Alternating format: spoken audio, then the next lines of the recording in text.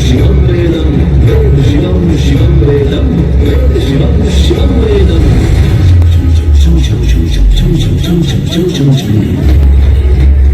श्री शैल कनी भीमा शंकर कवि आशुतोष को प्रलंकर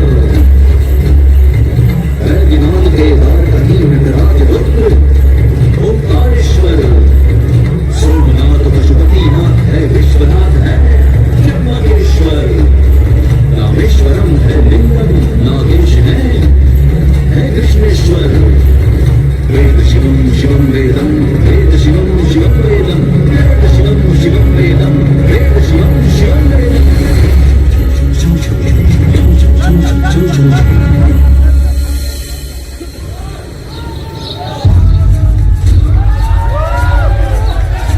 यद्यपि शिव की कृपा सदा इस काशी पर बनी थी, पर कहते हैं कभी इस काशी में न शिव थे न गंगा, न सब मंदिर थे न शहर। यहाँ एक पावन वन था जिसे सुर नर मुनि सब कहते थे आनंद आनंद। उस समय केवल पुरुष शबर वीर भर निषाद आदि मूल निवासी यहाँ के मधुर विचरण करते थे और नदियों झीलों पर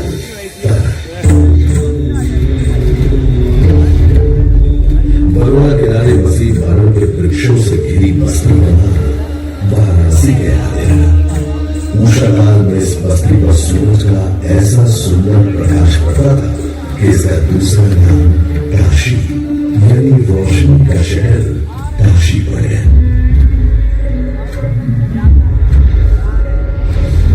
कहते हैं कैलाश के हिमालय में वास करने वाले शिव शंकर भोलेनाथ पार्वती से विवाह के बाद आनंद कानन में घर बसाने आ गए और स्वयं गृहस्थी में बनकर अभिमुक्तेश्वर हो गए।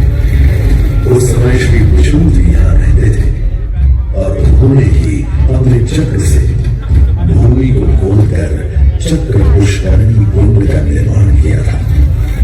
जब विष्णु जी काशी शिव जी को सुनकर चले गए तब भोलेनाथ ने काशी को अपने त्रिशूल पर धारण कर लिया। पर गंगा अब भी यहाँ नहीं थी, ही नहीं गंगा इस ब्रह्मांड में। गंगा के जन्म की बात बड़ी अद्भुत है।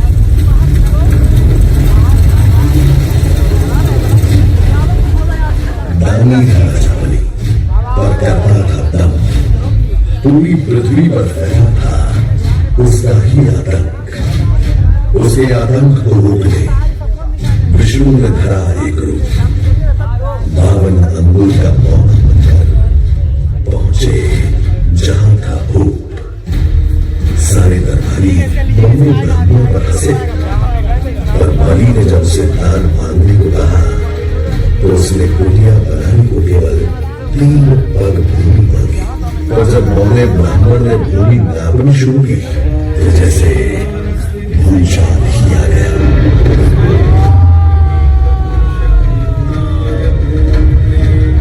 ब्राह्मण ने पहले पग में सारी धरती नापी और अगले कदम में स्वर्ग। ब्रह्मा जी ने भगवान विष्णु के चरण होकर उस जल को अपने कमंडल बना दिया और अवतार ने अपना तीसरा पग बलि के सर पर रखकर उसे पावन लोक भेज मुक्ति दे दी। अब स्वर्ग लोक में भगवान ब्रह्मा जी ने जब चरणामृत में हाथ डाला तो ब्रह्मा से चंचल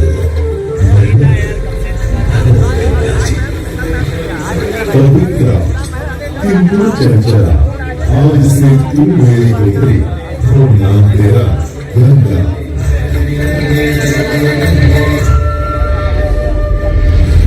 कुछ समय बाद सतयुग में इक्ष्वाकु कुल के सूर्यवंशी राजा सदय ने सारे संसार को जीतने के लिए एक अश्वमेध यज्ञ का संकल्प किया। सब सुने, यह जिन्हें पूजित अश्व जहां भी जाएगा वो भूमि राजा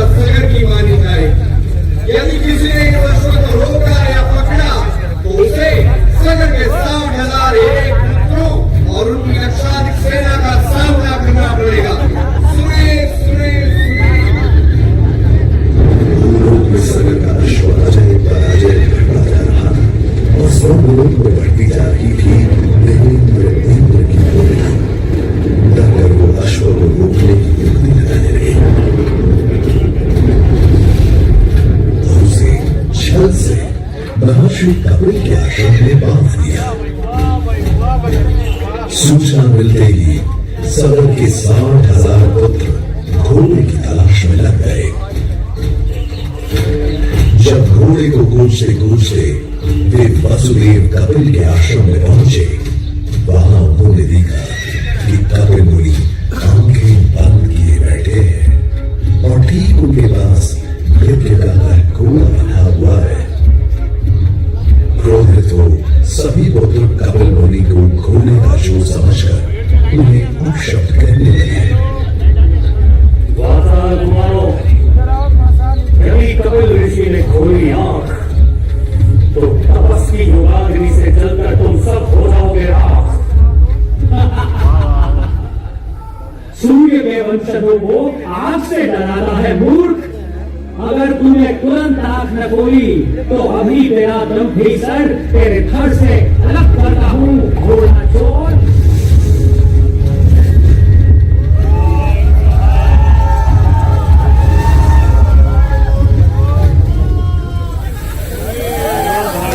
उधर सभी चित्तित थे। न अश्व का कुछ पता था, न ही उनके 60,000 पुत्रों का कुछ समाचार। पिता की चिंता देखकर उनका सबसे छोटा प्रिय पुत्र अर्जुन भाइयों को ढूंढने चल पड़ा।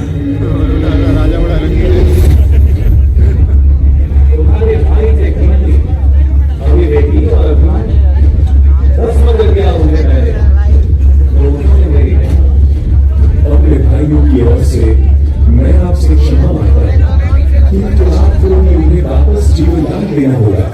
मृत्यु का इलाज कोई नहीं कर सकता, किंतु मेरे क्रोध की योगाग्नि से भस्म हुए लोगों का आसान नहीं होता था।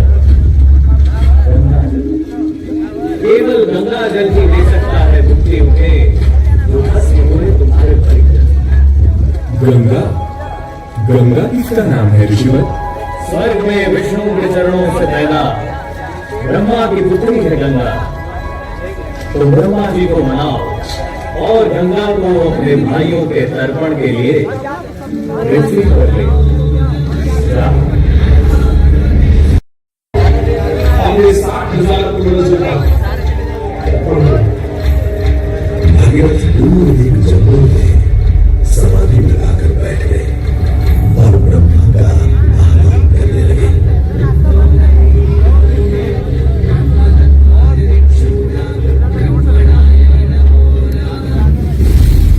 पुत्र भगीरथ, हम तुम्हारी तरफ से प्रसन्न हैं। बताओ क्या आशीर्वाद चाहिए? हे भगवान, मेरे पूर्वज के तर्पण के लिए मुझे आपकी पुत्री गंगा चाहिए। तथास्तु, किंतु यदि गंगा स्वर्ग से सीधे धरती पर गिरी तो पृथ्वी को चीरते हुए गंगा सीधे पाताल में पहुंच जाएगी। इसलिए तुम भगवान शिव शंकर को मनाओ ताकि गंगा जब स्वर्ग से नीचे उतरे तो वो उसे अपनी जगह में थाम ले। अब भगीरथ ने एक अंगूठे पर खड़े होकर भगवान शंकर को बताने के लिए शिव शंकर का जाप शुरू कर दिया।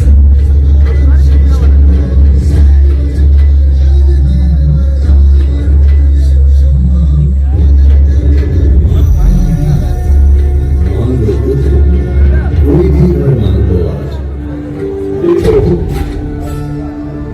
जब हम स्वर्ग से धरती पर गिरे तब आप बीच में उन्हें अपनी जटाओं में सांप लें, नहीं तो पूरी पृथ्वी नष्ट हो जाएगी। शिव तैयार है, आने दो सरकार को, आने दो।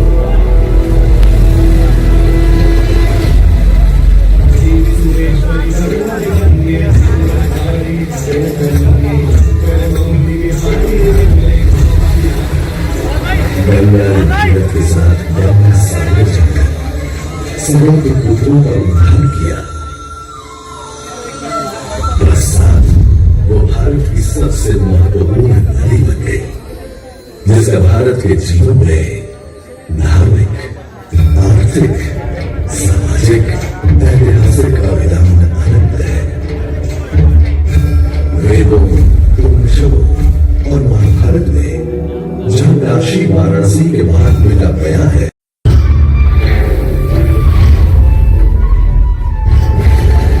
समयानुसार 1970 में इंदौर महेश्वर की महारानी अहिल्याबाई ने विश्वनाथ महारानी निकलवाए।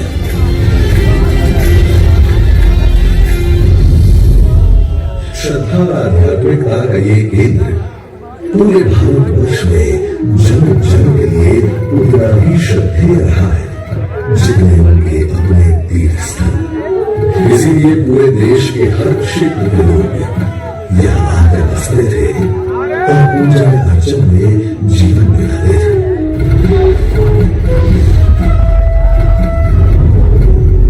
ऐसे ही कई परिवार तमिल क्षेत्र से भी यहाँ बसे थे, जिनमें थे तमिल कवि सुब्रमण्यम भारती के परिजन चिन्मय स्वामी सुब्रमण्य भारती, यानी बालक सुरैया, जिनकी कम उम्र में ही संगीत, भाषा, कविता पर पकड़ देकर लोगों ने उन्हें सरस्वती पुत्र भारती का खिताब दे दिया।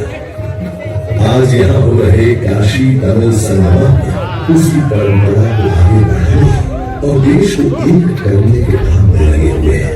पर अगर आपको यहाँ आने के बाद भी किसी ने नहीं बताया कि हम ये जन्म देव दिवाली मनाते इसलिए हैं, तो उसकी भी कहानी हमसे सुनी थी। कहते हैं राक्षस त्रिपुरासुर की तपस्या से प्रसन्न होकर गणेश जी ने त्रिपुरासुर को अपना विशेष आशीर्वाद दिया था और उन्हें 3 नगर या त्रिपुर वरदान में दिए थे। साथ ही उन्हें यह भी वरदान था कि भगवान शिव शंकर शंभू के अतिरिक्त कोई कभी कहीं उसे प्राण नहीं ले पाएगा। इस तरह अपूर्व शक्तियों राक्षस त्रिपुरासुर ने पहले देवताओं से संयोग छीन लिया, फिर धरतीवासियों से ये लोग और उसने स्वयं शिव जी से उनका कैलाश भी मांग लिया और वो कैलाश छोड़कर मलयगिरी पर रहने को मजबूर कर गए। त्रिपुरासुर ने देवताओं का काशी में प्रवेश भी बंद कर दिया। अब सब ने मिलकर शिव जी से प्रार्थना की कि वो ही कोई उपाय निकाले और राक्षस त्रिपुरासुर का अंत करे। और भगवान शिव त्रिपुरासुर से संग्राम करने को तैयार हो गए। त्रिपुरासुर, तू तो मेरे पुत्र का बाप है, तो तू क्या बना होकर मुझे मेरे पुत्र को याद करने न देता? देखते देखते शिव के हाथ में ऐसा धनुष आ गया जिसकी प्रत्यक्ष थी वासुकी नाग से और बाधा विष्णु जी का वज्र, पृथ्वी उनका रथ बनी जिसके 2 पहिए थे, सूर्य और चंद्र। गणेश जी का जाप करते करते उन्होंने धनुष बाण चलाना शुरू कर दिया और देखते ही देखते राक्षस त्रिपुरासुर अपने आत्मा को सिखा गया।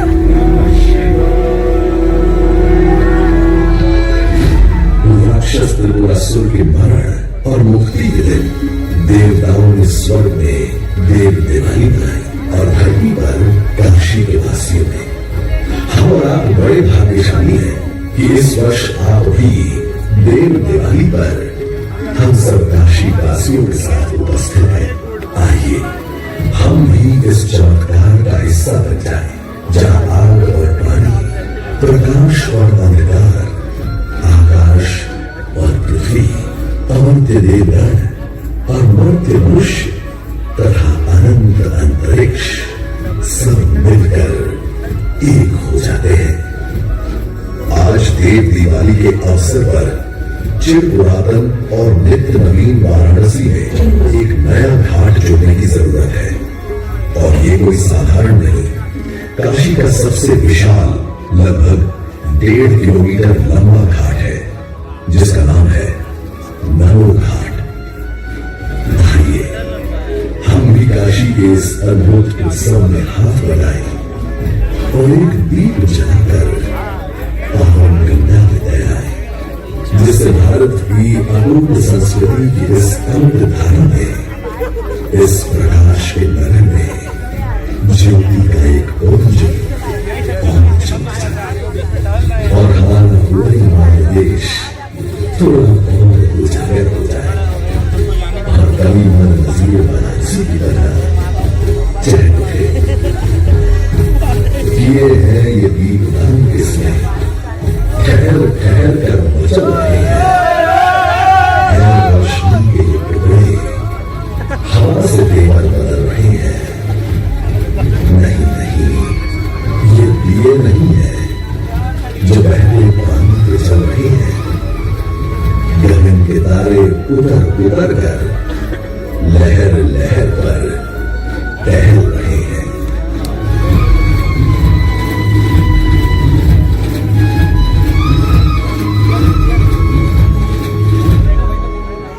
पार्वती